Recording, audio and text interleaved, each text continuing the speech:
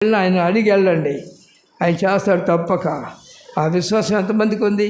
దేవుడు చేస్తాడు నేను అడిగితే అని ఉంది, కానీ శరీరం జయించమంటారా?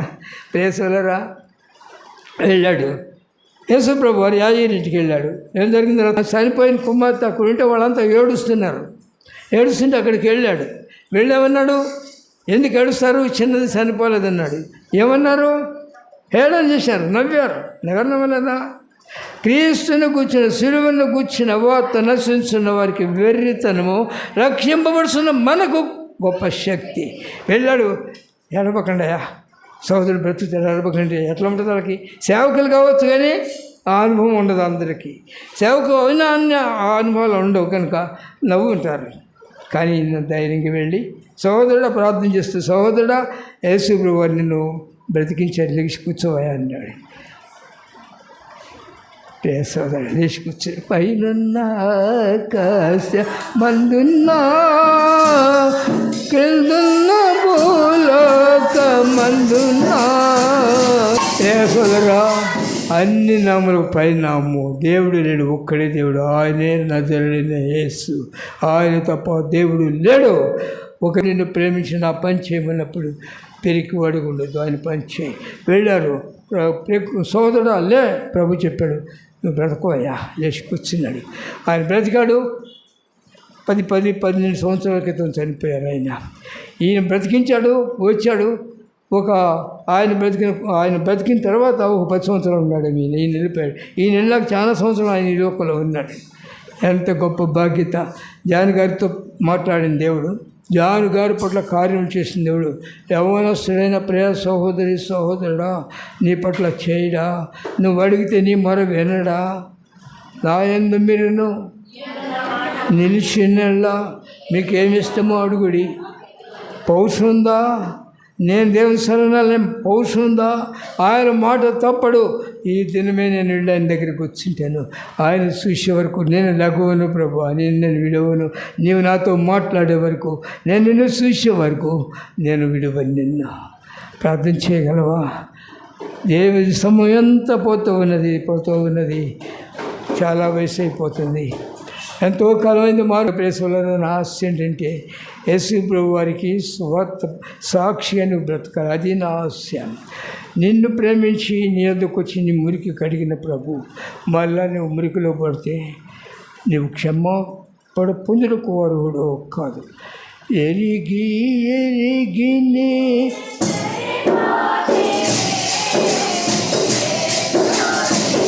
చాలు. ఎంతమంది తెలుసు? పాటలు పెదవులతో పాడబక్కండి. ఈ పెదవులతో గణపరచుదు. వారి హృదయం నాకు దూరముగా ఉంది. హృదయం నుంచి పాడు విరిగిపోతావు. మళ్ళా నువ్వు పాపం చేయవు. పంది వల్ల మళ్ళా పొరలాడవు.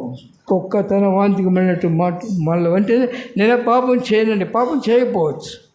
అసలైన పాపం చేస్తావు. క్రైస్తవుడు ప్రతి ఒక్కరు కూడా అసలైన పాపం చేస్తాడు. ఏం పాపం చేస్తాడు? అందరు చేస్తున్నారా పాపం? ఏం పాపం?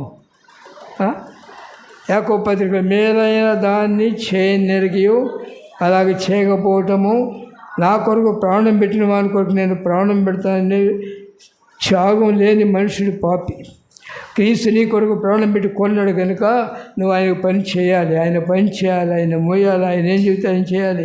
ఏం చెప్పాడు? నరపుత్రుడా వెళ్ళు, నేను ముండ్ల తుప్పల మధ్యకు దురద గుండ్ల మధ్యకు పంపిస్తున్నాను, వెళ్ళు.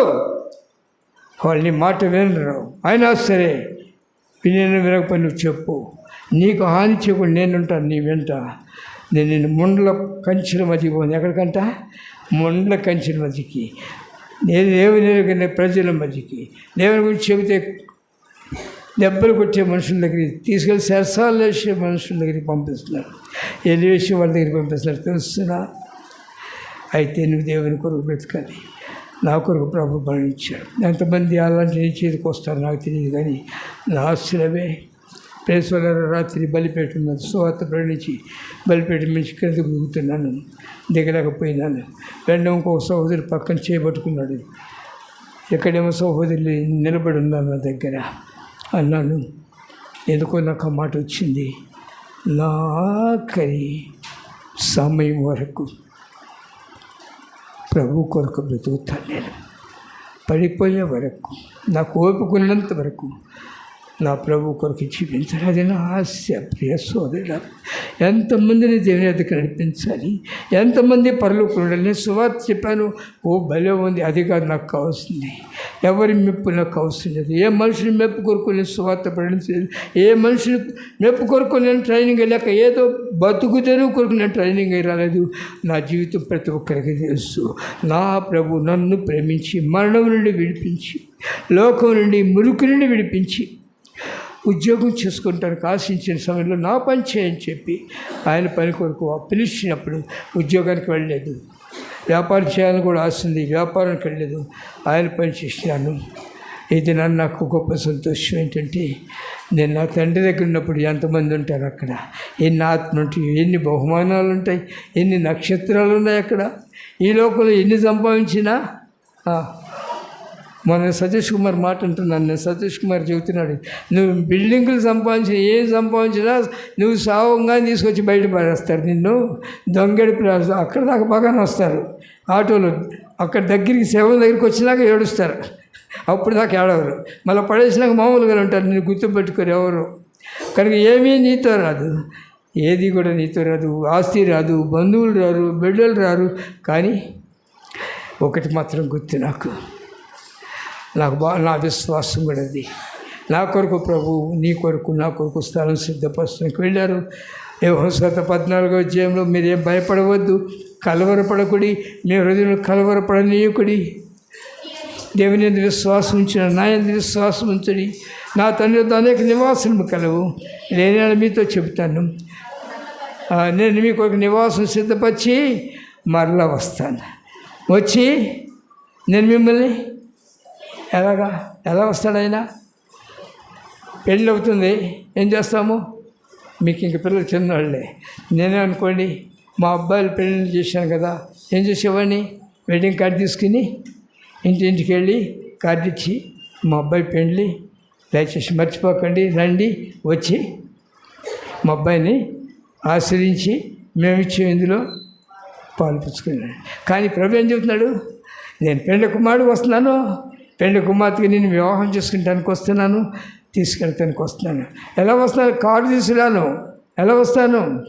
గగనము చీల్చుకొని యేసు ఘనులను తీసుకొని వేలాది దూతలతో భువి